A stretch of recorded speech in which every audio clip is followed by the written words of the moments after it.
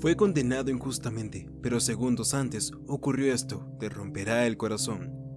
Annalisa era una niña de 8 años que vivía en el pueblo de un país muy pobre con su padre Simón y su abuela Lumila. Pero si algo diferenciaba a esta pequeña familia era Simón, porque era una persona con autismo y su comportamiento era como el de un niño de 8 años. Por tanto, vivían una vida muy única y diferente a los demás. Sin embargo, eso no quería decir que Simón no tuviese que trabajar.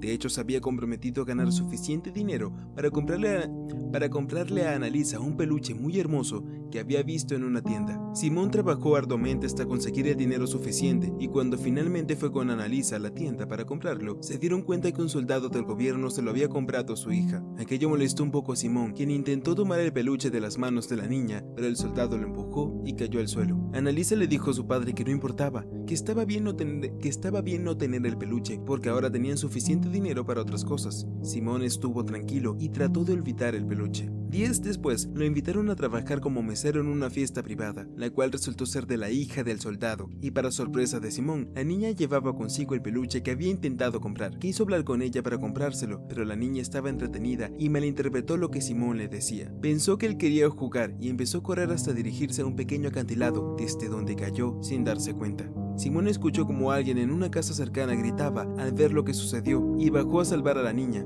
pero ya era muy tarde, había fallecido. El soldado corrió hasta la escena y lleno de ira envió a Simón a la cárcel. Annalisa se enteró y fue a impedir que se lo llevaran, pero fue en vano. Simón le gritó a Annalisa: "El hombre de la cabaña lo sabe todo". Al principio no entendió qué quiso decir, pero tiempo después comprendió que se refería al hombre que vivía en la cabaña cerca del acantilado. Fue hasta allá y le preguntó al hombre si había visto lo que sucedió. Él le dijo que sí y que su padre era inocente, que él no había tomado la vida de la niña. Annalisa lo convenció para que declarara por la inocencia de su padre, pero cuando el soldado lo vio, no quiso escucharlo. Solo quería vengarse por el fallecimiento de su hija, así que ordenó que se deshicieran de aquel hombre sin siquiera escuchar su testimonio. Entonces, como pudo, Annalisa armó un plan para entrar a la prisión a escondidas y logró gracias a la ayuda de los demás prisioneros que creían en la palabra de la inocencia de Simón, especialmente un recluso cuyo nombre era Robert, y alegaba que él había sido el responsable de la partida de su propia hija. Días después, llegó la resolución sobre el futuro de Simón, enviada por el mismísimo soldado que lo había enviado a la cárcel. Había decretado que debía ser despojado de su vida y que él mismo lo haría. Cuando Annalisa supo la noticia se puso muy triste y rabiosa. Sabía que su padre era inocente, los demás reclusos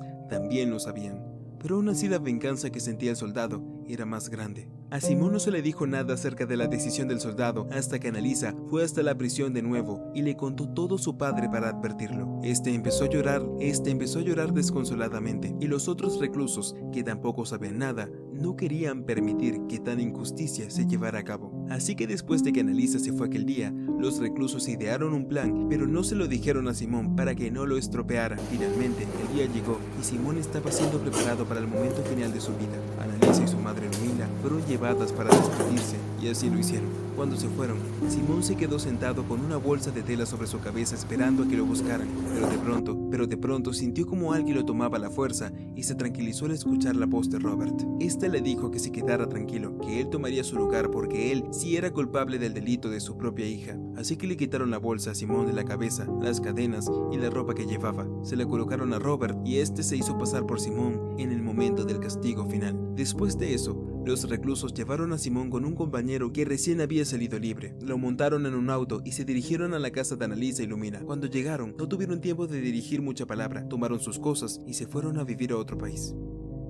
Recuerda siempre que no podemos quedarnos con una única versión de la historia. Debemos escuchar lo que ambas partes tienen para decir y así evitaremos cegarnos y seremos capaces de tomar una decisión sin remordimientos.